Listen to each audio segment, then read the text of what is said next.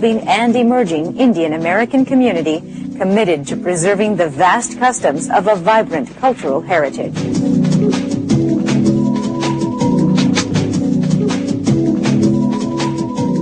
Welcome to Darshan America. Folks, we come to you from Washington, D.C. My name is Ramesh, Butani. And my name is Shilpa, Alimchandani. I hope by the time this one airs, so we don't have budget problem to kick around anymore. But unfortunately, knowing how the Congress operates, we'll still be there. We'll still be there, and such a shame.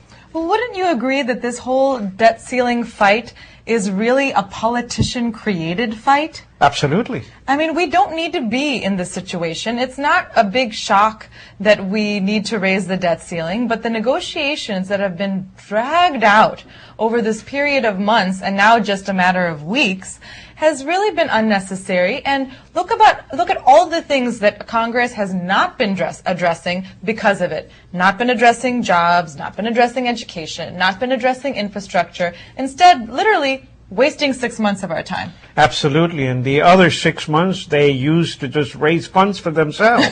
You know, in California, they did the right thing. The state legislature said, if you don't come up with a budget by a certain date, sorry, Charlie, you don't get paid. And that's what really should occur. And that's the only way they will understand. I liked what E.J. Dionne said in the Washington Post. He said literally everybody who has been involved in this debt ceiling fight should be docked 6 months' pay. I think that's fair. I think that's fair, but I sincerely hope that this debt ceiling is raised. The United States is being kicked around all over the world. Everybody's now thinking, is America going to default? I mean, that question should not have been on the lips of everybody in the world, but now it is. I mean, they have demeaned. These politics have actually demeaned the value of the U.S. dollar, the value of the U.S. economy. I'm sorry. I just think these people should be all replaced. Well, you know, going from this issue of the credibility or lack thereof of American politicians to the credibility of Indian politicians, I was struck by this piece in the New York Times about the chief minister of the southern state of Kerala. Now, he is newly elected to his post and has installed a webcam in his office so that viewers can go onto the website and actually see what the goings-on are in his office. The idea being that corruption has been such a big issue in Indian politics, particularly in recent months, causing a lot of controversy. People are taking to the streets, protesting the level of corruption after some big, corruption scandals that have happened in the country. So this chief minister's idea is to be completely transparent, to show his constituents. I think it's a great idea. What happens in his office, what does not happen. Now, mind you, they don't have audio. They're just seeing the picture. Okay. And, wheelings and dealings can happen outside of the office. They don't have to happen right there at his desk. But I think it's more of a symbolic gesture than anything else because people have lost trust in their elected leaders. So he's trying in a way to say, I'm willing to share with you. One of the issues in this article was maybe even more important than having a camera in the office of the politician is to actually have cameras in police stations and other places where we know there have been, laws broken and people's rights not respected and money exchanging hands when it shouldn't. And perhaps cameras could make a difference. Yes. And by the way, another chief minister, what he did, he's declared all his assets before he came into the office so that after he leaves the office, you can again see his, how much he's worth, so you can tell that he really didn't take any money. But again, in India, the corruption is just way too much. It is, everybody has to pay money to get things done every single day. And that, I don't think it's very pleasurable. We don't have that in America. No, not at all. Yeah. Moving on, folks, from the Financial Times, Goldman Sachs has had a pretty bad reputation in the last 3 years. Now they're saying that they're going to spend some money and raise their reputation. So what are they going to do?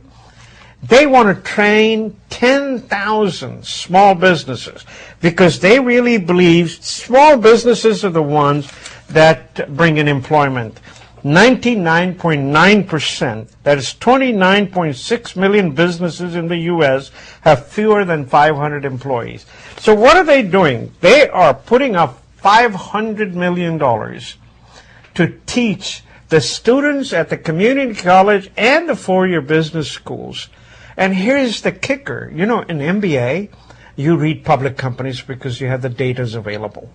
Well, in this case, they're saying, no, we're not going to do the public companies. We're going to do the companies that are in your community.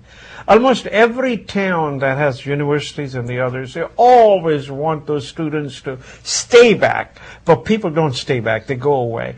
But according to Goldman Sachs, what they want to do is to train these people to go in business, whatever help they need, whether they need mentoring help and whether they need money. They are going to give them money, upfront money. So Wow. any of you who are thinking of going into business and you're in college, you think you have a great idea. I have two great ideas. I really think that the textiles, you know, we have the cotton here. We're the biggest cotton exporters in the world. We have the cotton here, but we don't make anything out of it. We all send it to China. Well, make it here. I guarantee you, you can do better than what they can do in China, and you can sell it cheaper than what Polo likes to sell it to you. So don't use Polo. Don't use another company, local companies, to sell it. And the second one is agriculture. I really like agriculture. I think these people are for real. They started this program in UK. They're now coming into the United States. Great program. It's Goldman Sachs Foundation, if you want to look it up. Well, I think that Goldman Sachs Foundation is going to come knocking on your door to get some of those ideas. They sound pretty good to me. Everybody who's used to using the internet specifically knows those common top-level domain names. .com, .net, we've gotten really used to these, and for countries, it's usually a two-letter initials to go for that country. Now, this is true even in countries where they don't use Latin or Roman characters for their language, right? So think about a country like Egypt, which uses Arabic language and Arabic script.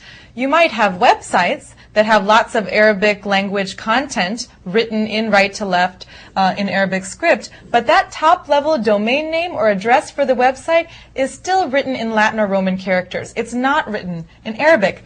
That is about